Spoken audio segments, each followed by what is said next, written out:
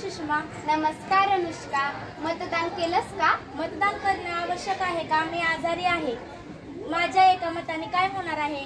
होय, तू मतदान करणं आवश्यक आहे.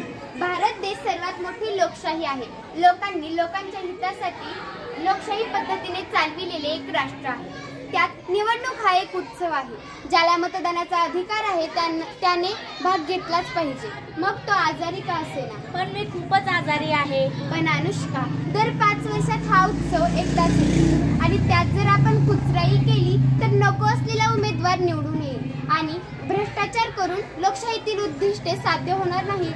हो, मला समजले. मतदानाविषयी तू मला थोडीशी माहिती दे. हे बघ, मतदान करण्यासाठी तुझे वय किमान 18 वर्ष पूर्ण असलं पाहिजे. मतदार म्हणून तुझी नोंदणी झाली की तू मतदान करू शकतेस. मतदान केंद्रात जाऊ शकतेस. मतदान केंद्रात गेल्यावर तुला लहान लहान गटांमध्ये आत सोडलं जाईल. मग मी मतदान करू शकते का? नाही.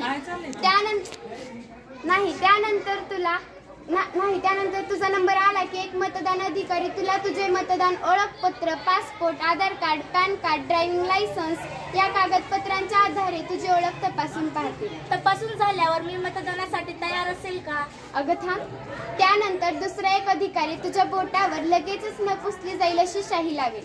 त्यानंतर तुला मतदारांच्या रजिस्टरमध्ये सही करावी लागेल. दुसरा एक अधिकारी तुला स्वाक्षरी केलेली मतदान स्लिप देतील. एवढं सगळं करावं लागेल? हो. त्यानंतर तुला दिलेली मतदान स्लिप ते इलेक्ट्रॉनिक व्होटिंग मशीन म्हणजेच EVMच्या कंट्रोल युनिटवरील बॅलेट बटन दाबेल. आता तू मतदान करण्यासाठी तयार आहेस. हो, मी मतदान करेन आणि 18 वर्ष पूर्ण झालेल्या प्रत्येक व्यक्तीला मतदानाचे महत्त्व पटवून देऊन मतदान करायला सांगेल. आपण प्रत्येक जण मतदान करूया, योग्य व्यक्ती निवडून देऊन देशाची शान वाढवूया.